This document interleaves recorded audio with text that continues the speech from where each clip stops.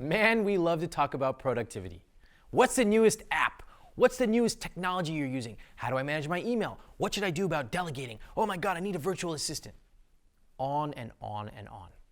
But if we're honest with ourselves, how many of these things have actually positively influenced our lives in the last year, in the last 2 years, in the last 5 years? Or do we constantly search for the latest app, the latest tactic, the latest tool without ever analyzing what our fundamental challenges are with productivity? I'll give you an example from my own life. I had one thing I had to do on a Saturday afternoon. One, it was to empty out like 2 boxes that were in my bedroom. I was sitting on my bed. I woke up Saturday around 9 a.m., sitting there playing on the computer, and those boxes sat there. The entire day, I sat in bed, I had food delivered to me, I did nothing. But it wasn't about time. I had all the time in the world. I had nothing to do that day. But for whatever reason, I sat there eyeing those boxes. I know I should be emptying you, but I didn't do it at all. It wasn't about time. There was something much deeper going on. And I think we've all experienced that. The idea that I know I should be doing something. I even have time carved out for it, and yet I'm not doing it. Why is that? Today I want to talk about 5 mistakes that we make with productivity. 5 things that if we recognize them, internalize them, fix them, we can live a much more productive and richer life. Mistake number 1, trying to do it all ourselves. How many of us have a to-do list that's 20 items long, 30, 50? And if you actually looked at them, what is the relative importance of them? One might be, figure out how to start investing, and the other one might be empty the dishwasher. Okay, those are not the same importance level. Which one is going to change your life, and which one kind of just needs to get done? Well, when we rank them all at the same level, we're only setting ourselves up for failure because we feel guilty. Of course, I can't do 49 to-do items today, but really, I shouldn't have to.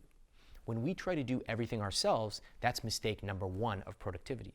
The top performers I know, the ones who get more done than almost anyone else in the same 24 hours, they're very clear about where their time deserves to be spent and what they should not be doing.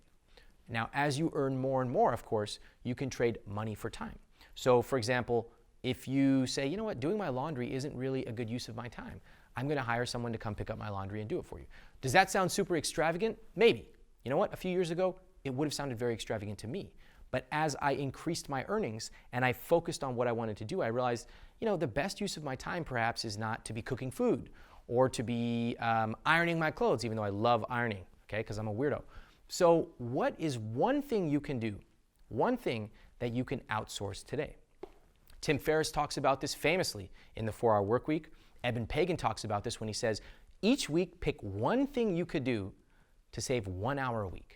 Could be your laundry, could be grocery shopping, could be cleaning your apartment, whatever it may be. But I'm going to ask you today, for mistake number 1, what is one thing you could do that you could outsource?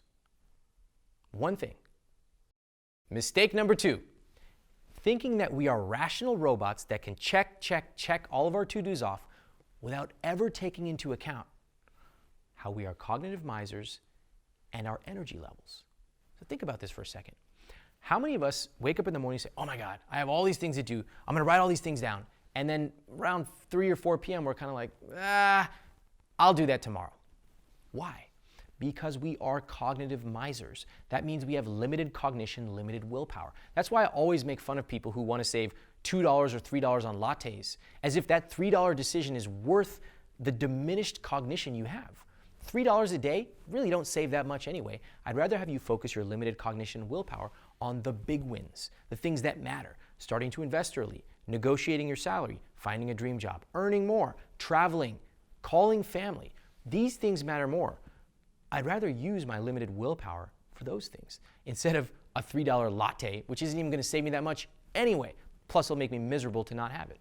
So when it comes to this mistake, what we tend to believe is, oh, I could just write these things and I'll do it later.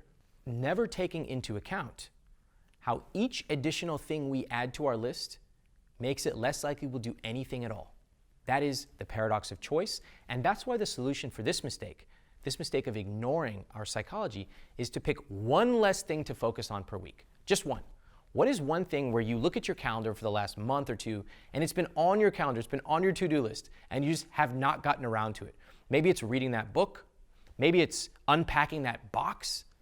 Whatever it may be, I want you to pick one thing that you were going to eliminate from your list. Could mean just saying, you know what, I'm not going to read this book. I'm going to be totally honest. I should, but I'm not doing it, and it's not going to happen. Give it away. If it's a box of something you need to unpack, either unpack it or acknowledge you're not going to do it, throw it away. One thing this week, that's it. One thing that you are going to eliminate from your to-do list, from your calendar, and not feel guilty about it anymore. Mistake number 3, feeling that you have to be productive all the time. This is a huge mistake and assumption that people make about productivity. They think, oh, wait a minute, Ramit, you're telling me that I have to be productive all the time, so I have to schedule everything in 15-minute increments? What about fun? What about spontaneity? Well, actually, I'm a huge believer in fun and spontaneity. Now, I may say something a little counterintuitive. A lot of type A people I know find it very difficult to let loose, right? They have their phone with them everywhere they go. They don't know how to turn things off. And actually, for that matter, that's kind of like me, right? My work and life blend together.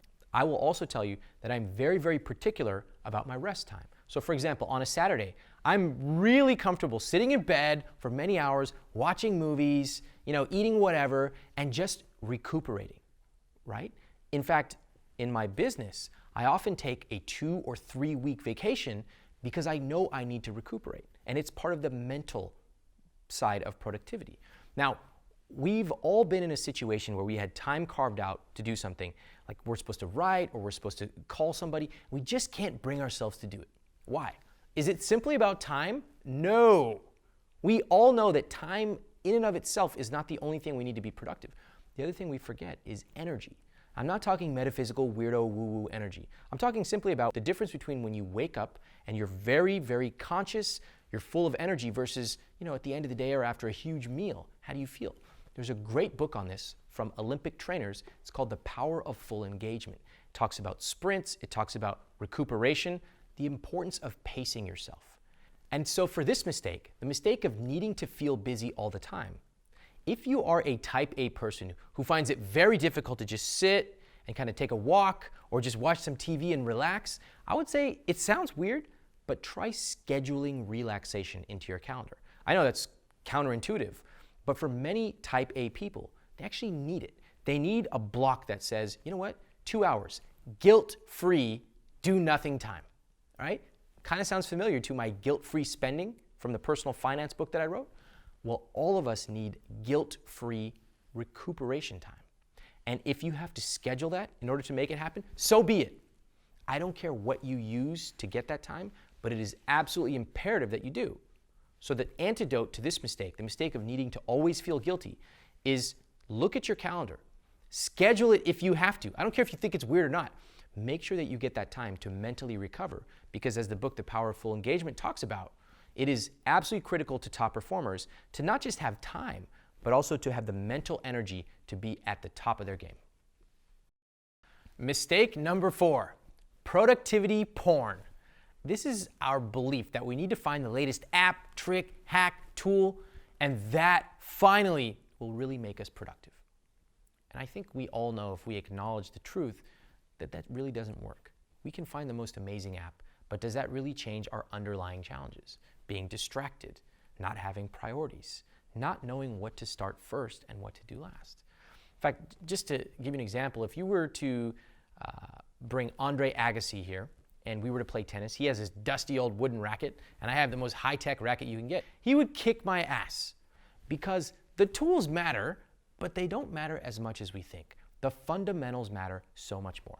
Go ask an Olympic weightlifter, how do you do what you do? You think he's going to say, make sure you wear these brand name Nomex gloves? No. He's going to talk about discipline. He's going to talk about mindset. He's going to talk about diet. He's going to talk about all these things. And here we have these dilettantes and novices focusing on apps and hacks and tools. Why? Because it's easy.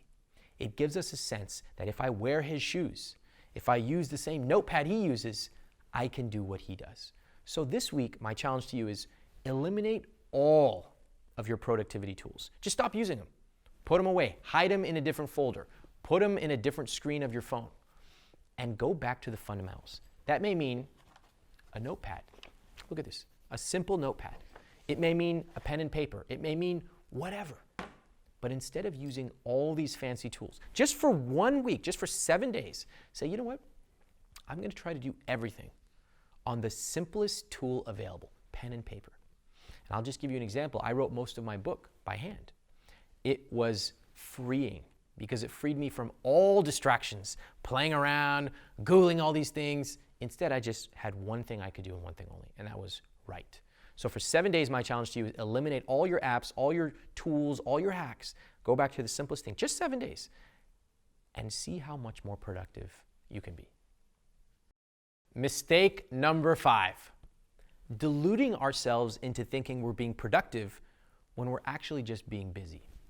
How many of us have gotten into work, started answering emails, 5 hours go by, we say, wait a minute, what did I do all day? All I've been doing is sending emails, then responding to the responses, and then responding to those responses. And I didn't really even get anything done today. This is a chronic problem in a world of information overload. So my challenge to you here is be brutally honest with yourselves. It's really easy in the day-to-day, in the moment, to say, oh, I was really busy today. I got all this stuff done. But if you're brutally honest with yourself, on a Friday morning or Friday afternoon, you look and say, what did I say I was going to get done this Monday? What did I actually get done? This is where we tend to lie to ourselves. Well, I was going to get X done, but then the boss didn't respond, and then this person didn't do that. No, it's our responsibility. We own it. So every Monday, one thing I like to do is say, what are the 3 things I want to get done this week? Just 3. If I just get these 3 things done, I'll be happy. And then on Friday, I like to just be really critical and say, you know what did I get done? And if not, if I didn't get something done, why? A lot of times I find that I didn't break the problem down. So I'll say something like, oh, I want to write this amazing ebook by Friday. Ridiculous. But I look back on Friday, I say, why didn't I get it done? Oh, because I didn't have an idea first. I didn't have a table of contents. I didn't have all these testimonials I needed from people. I didn't break the problem down. So each week, I get better and better at estimating these things. So for example, a month from now, I wouldn't say I want to write a whole ebook by Friday. I would say, you know what? I want to have the table of contents fleshed out by Friday. And it's okay to not get everything done by Friday, but it is imperative that we learn how to better estimate how long something takes. So for this week, what I would say is Monday, set a goal of what it is you want to accomplish by the end of the week. Just 3 things, really simple. All right? And by the end of the week, I want you to be brutally honest with yourself. What did you accomplish? If you didn't accomplish something, why? And if you did, what are you going to do next week? Perhaps you can set just a slightly larger goal going forward. And that is mistake number 5, not giving ourselves honest assessments of our work and our results. And as you know, the antidote, set 3 things you want to do on Monday and be brutally honest by Friday. Okay, in this video, we've talked about the 5 critical mistakes that we make when it comes to productivity. So I figured I'd do something a little fun. For me, one of the things that I wanted to be more productive at, more effective at, was actually going to the gym. I used to go to the gym all the time. I'd work out for 6 months. I wouldn't gain a pound. I was a skinny dude. I was trying to gain weight. And I really didn't know what I was doing, right? I had no mental strength. I didn't even know the basic tactics of, oh, on this day you do back, and on this day you do biceps, whatever. So over time, I learned how this stuff worked. I worked out with a friend, and then I actually ended up getting a trainer, and that really changed everything for me. I actually learned the fundamentals of how health work, how diet interacts with working out, and all those things. And so I wanted to do something special for you. I wanted to give one of you a personal trainer for a year. That's a $5,000 value, and it's my pleasure to be able to do that for one of you. Here's what you have to do in order to be eligible, okay? What you need to do is, well, you've watched this video. You're obviously watching it to the end, so what am I going to say about that? You need to take one of the mistakes that I've talked about today, and I want you, in a comment below here, I want you to tell me exactly what you're going to do to apply that lesson to your life. Now, you will have to join the email list to be eligible to win, and I will announce the winner of this $5,000 personal trainer giveaway in an upcoming email. So again, to win that personal trainer for a year, go through this video, find out one lesson you've learned, tell me in explicit detail how you're going to apply it to your own life, and I will let you know in an upcoming email which of you has won a personal trainer for a year. Thanks for watching.